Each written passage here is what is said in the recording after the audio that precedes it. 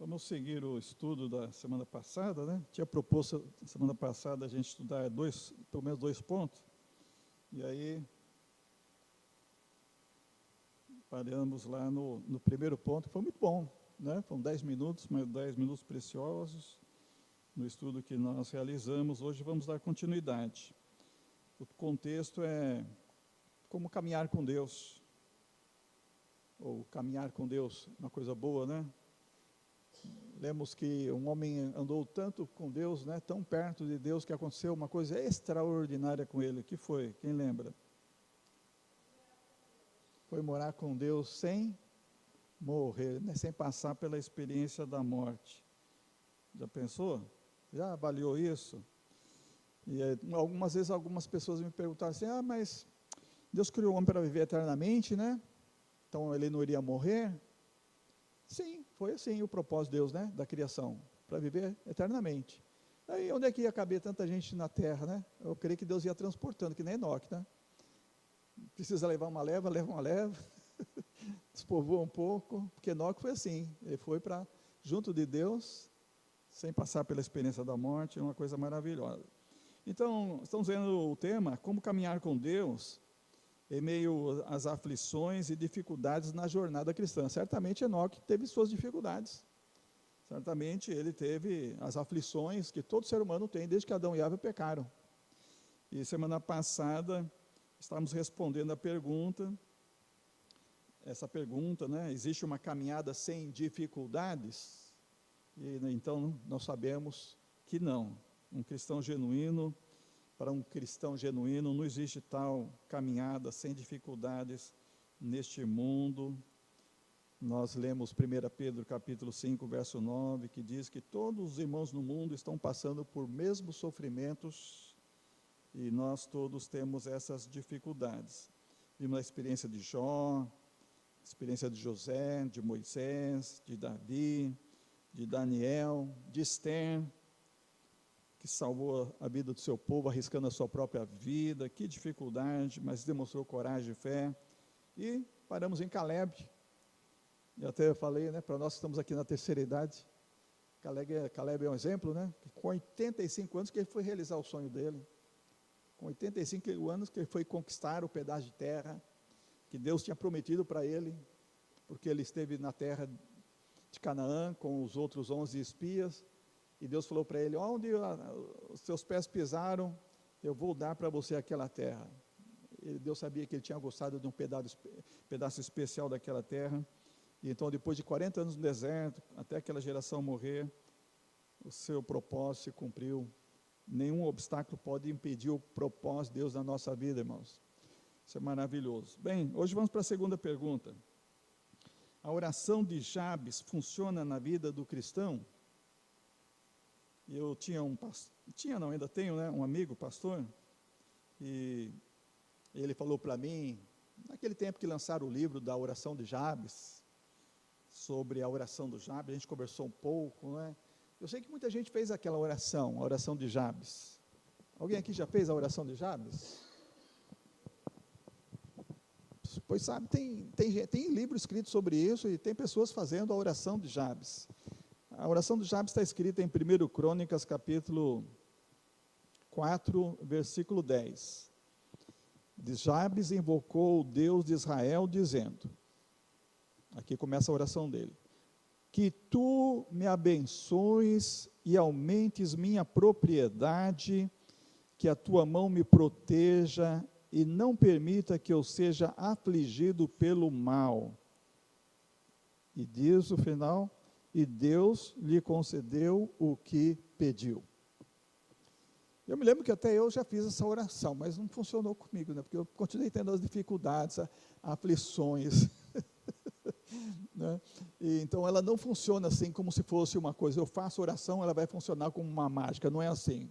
Depende se tem propósito, essa que é a questão, né? A coisa do tipo de oração de Jabes, é uma coisa, então, que virou moda durante algum tempo. Vocês ouviram, algum tempo atrás, sobre isso? A oração de Jabes? Quem mais ouviu? Não? Mas, assim, houve até uma febre, assim, no mundo evangélico, e muita gente estava falando sobre essa oração. O contexto está aqui no capítulo 4 de 1 Crônicas. Jabes era descendente de Judá, da tribo de Judá, lendo a partir do verso 8 até o verso 11. Cós gerou Anube e Zobeba, e as famílias de Acarel, filho de Arum. Jabes foi mais honrado do que seus irmãos.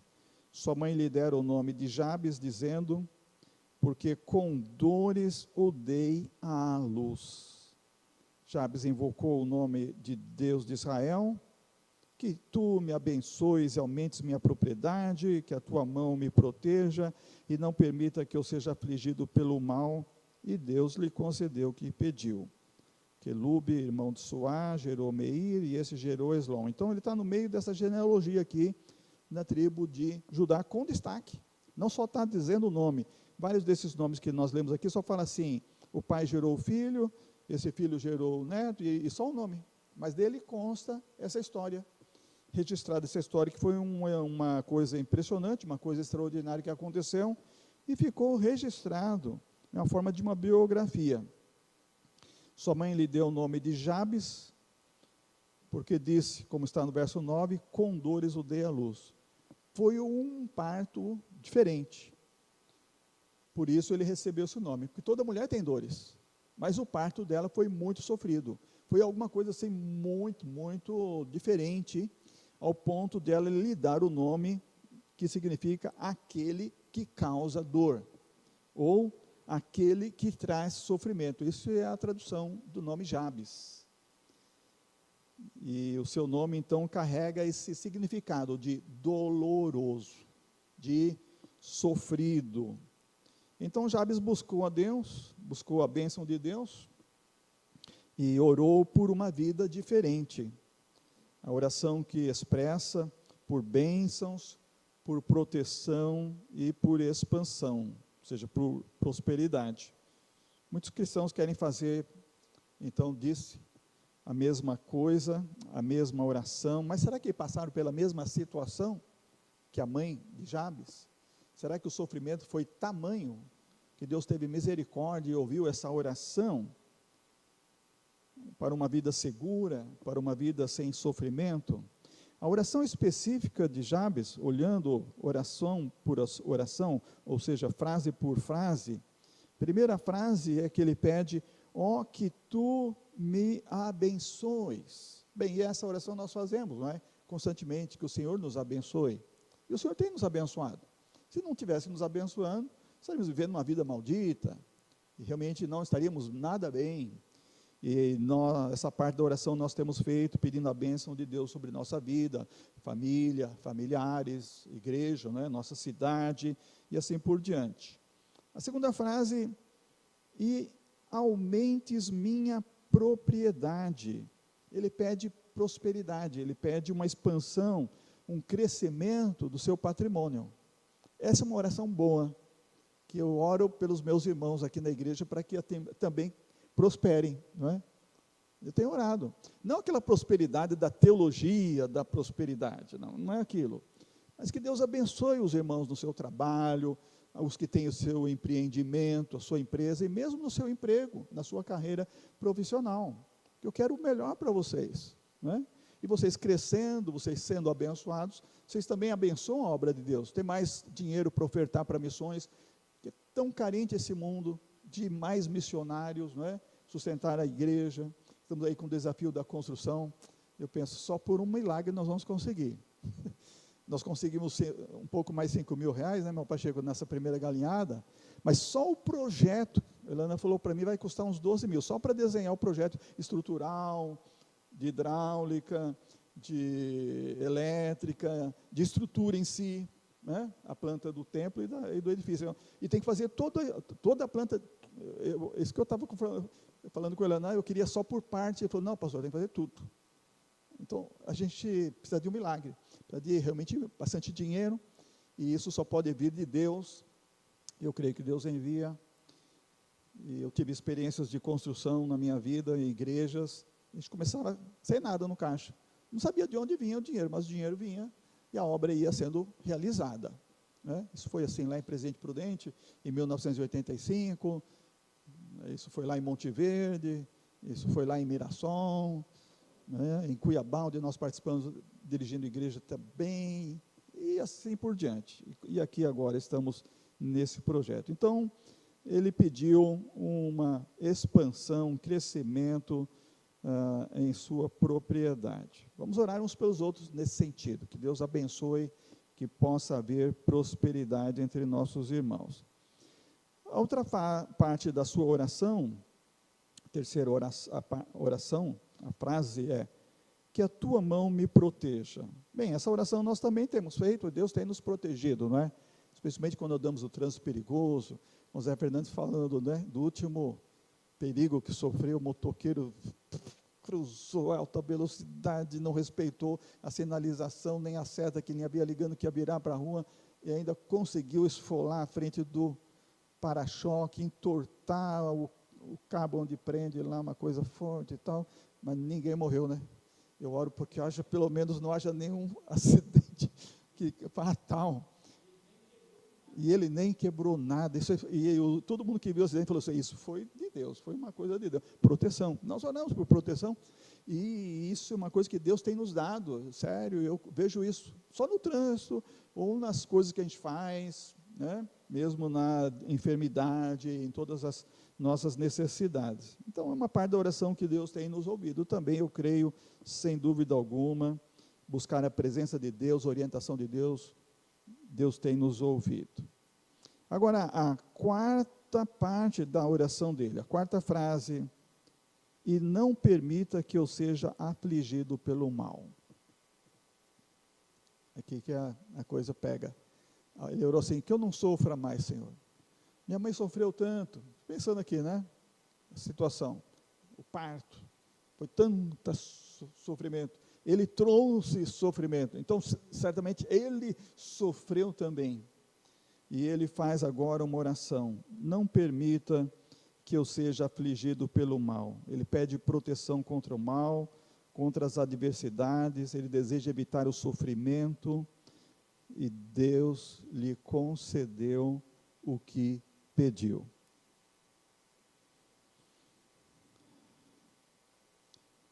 Às vezes, irmãos, nós chegamos a um momento assim na vida, tanto sofrimento, tanta aflição, a gente fala: Senhor, eu não aguento mais, eu peço que o Senhor me conceda que eu não sofra mais.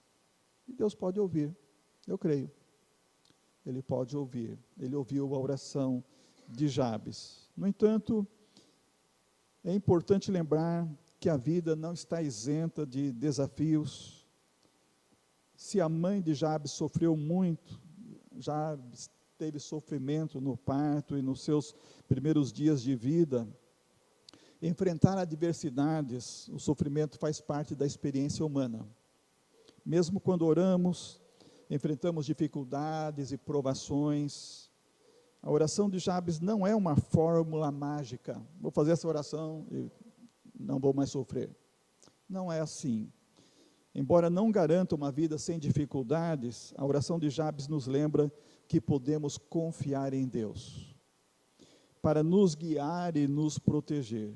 E é sim um exemplo de como podemos nos aproximar de Deus com os nossos desejos e as nossas necessidades.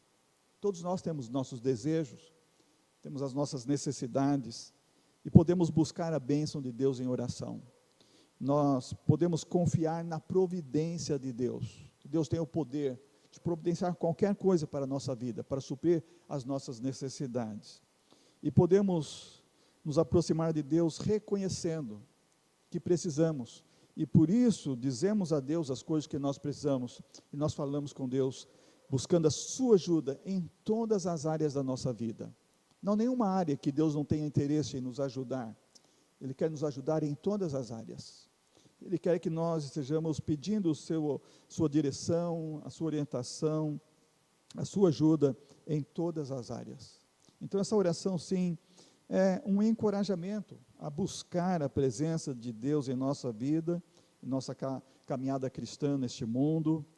A oração de Jabes é uma expressão, sim, sincera de fé e dependência de Deus. A fé não garante uma vida sem sofrimento, mas nos dá esperança, nos dá força, nos dá consolo para enfrentar os momentos difíceis. A fé nos ajuda a encontrar significado e propósito, mesmo em meio às lutas. Lembra do exemplo de Jó, semana passada? No final ele encontrou o propósito, o significado do sofrimento. E ele nos trouxe uma grande lição de vida. Quando nós também buscamos o propósito, o significado, Deus nos dá entendimento. Vamos seguir em frente, sabendo que Deus está pronto a ouvir as nossas orações, que nossas orações são ouvidas por Deus, e tudo que nós dirigimos a Ele, pedindo a sua bênção, e espero que sim, esteja sendo contemplado todas as áreas da nossa vida. Eu digo isso porque uma vez ouvi o testemunho de uma mulher, uma crente de nossas igrejas. Na época depois ela até deixou a igreja batista por causa disso. O marido dela era um grande empresário, membro ativo na igreja, um homem muito atuante na igreja. E um dia o pastor foi visitá-lo. Ele era um grande empresário, um homem de negócios, e foi orar com ele, aquela oração que o pastor faz, né? Na hora pergunta se tem alguma necessidade e quer dar alguma orientação para a família. E ele falou assim: não, pastor, nessa área dos negócios eu não quero a direção de Deus. Eu sou um bom administrador, pode achar que eu estou indo bem. Mais ou menos assim, ele negou que o pastor orasse para que Deus dirigisse ele na área financeira, na área da empresa dele. E a esposa disse que ficou tão chocada com aquilo, e ela percebeu que daquele dia em diante, ele começou a falhar e fracassar, ao ponto de chegar a abandoná-la e destruir a família, e ele realmente afundou, naufragou na fé, porque ele não quis que Deus dirigisse, guiasse ele na área financeira. Então tem gente que exclui Deus de alguma área da sua vida, isso é perigoso. Nós devemos orar e pedir direção a Deus para todas as áreas da nossa vida. E a oração de Jabes é uma oração assim que contemplou todas as áreas, de um modo especial a área do sentimento, a área das emoções, porque não queria mais sofrer. E Deus ouviu, Deus atendeu ele. Então vamos orar, vamos abrir o coração. Deus está realmente aqui, está ouvindo, Ele está atento às nossas orações. Que bênção! Louvado seja o nosso Deus por isso. Que nós temos um Deus que é vivo e que tem ouvido as nossas orações. Como ouviu a oração de Jabes, está ouvindo a sua oração, meu irmão, a sua oração, minha irmã, a nossa oração, Deus está ouvindo sempre. Se não fosse por isso, né, nós não estaríamos aqui, né? Por isso estamos aqui, louvando o Senhor e bendizendo o seu nome. Cantor cristão número 148, Hora Bendita. Playback no YouTube, Denise Falavinha. Voz, Walter Carvalho.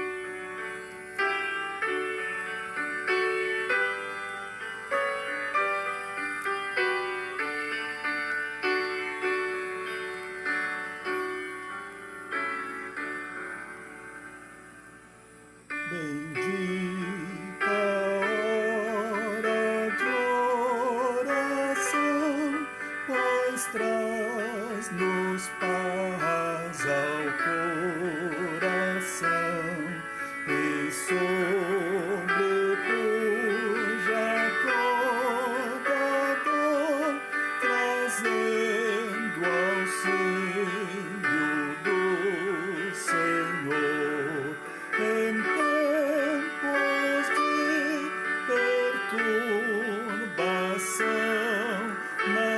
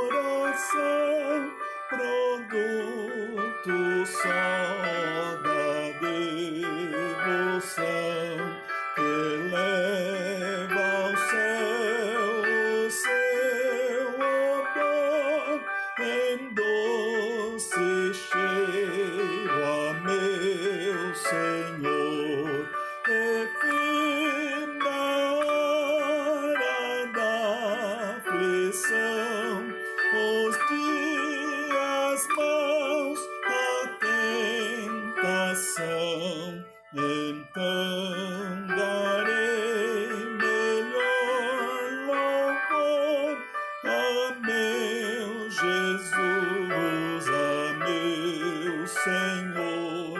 Então darei melhor louvor a meu Jesus, a meu Senhor. Bendita hora de oração, pois liga-nos em comunhão e traz-nos fé